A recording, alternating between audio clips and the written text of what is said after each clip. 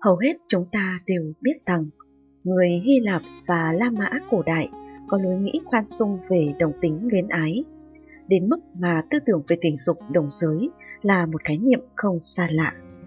Nhưng mấy ai biết thế giới ngoại giáo cổ đại đã có cái nhìn đa chiều thế nào khi nói đến giới tính và tình dục, những chủ đề vốn được xem là nhạy cảm và đôi lúc là cấm kỵ thời nay. Khi quan hệ tình dục là một cuộc trao đổi, cả người Hy Lạp hay người La Mã đều không có khái niệm đồng tính luyến ái hay dị tính luyến ái. Theo nhiều ghi chép, trong quá khứ ý tưởng về giới tính dường như không tồn tại rõ ràng. Bởi đơn giản, người ta vẫn chưa biết định nghĩa điều này là gì và khái niệm về giới cũng chưa được xuất hiện trong ngôn ngữ Latin.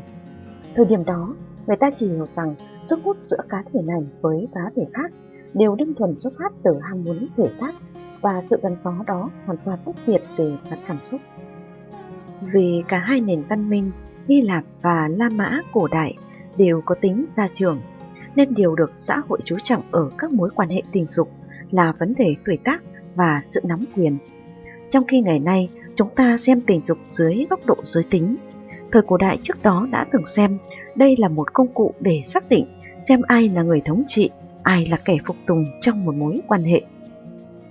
Điều này có liên kết chặt chẽ với chủ nghĩa bảo trợ của người La Mã.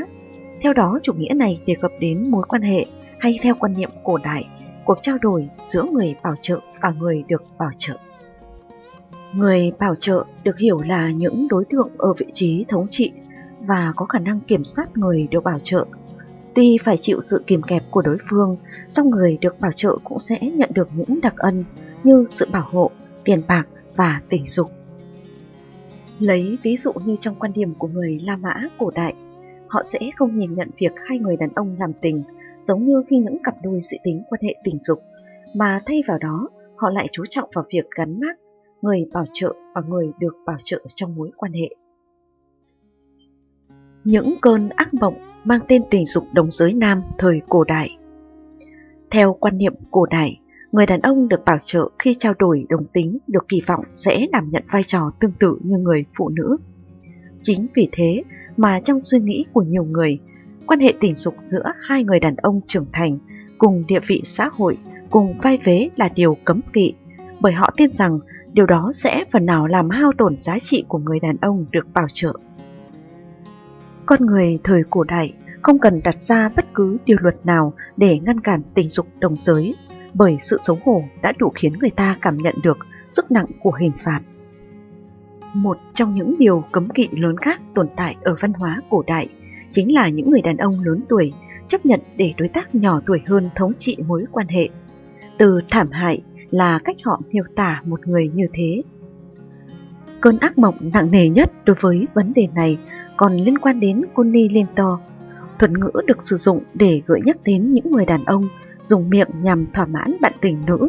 Văn hóa cổ đại tin rằng khi một ai đó thực hiện quan hệ tình dục bằng miệng, hành vi đó được hiểu như gián tiếp hạ thấp bản thân, khiến họ trở nên thụ động khi làm tình. Những vị hoàng đế bị gọi tên.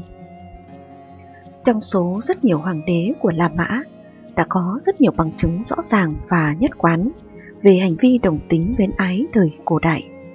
Hoàng đế Nero kết hôn với đàn ông 2 lần, trong đó có một lần ông vào vai cô dâu. Quyết định này đã khiến người La Mã thấy đặc biệt khủng khiếp, vì cho rằng ông là người phục tùng, hay còn gọi là người được bảo trợ trong mối quan hệ. Hay hoàng đế Hadrian của La Mã, ông được cho là người đồng tính. Hadrian đã từng khiến người dân La Mã phải xôn xao khi phong thần cho Antonius, người tình của mình.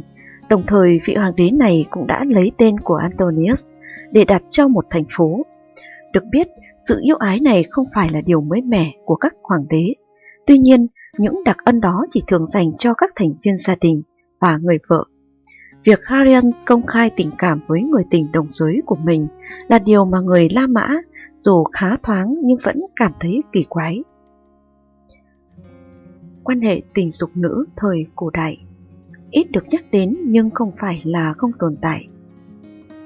Nhiều cái tên nổi tiếng trong lịch sử thời cổ đại cũng đã bị thu hút bởi những mối quan hệ đồng tính nam, từ Alexander Đại Đế cho đến các nhà triết học Plato và Socrates đều đã tạo ra những tác phẩm khai thác đề tài này.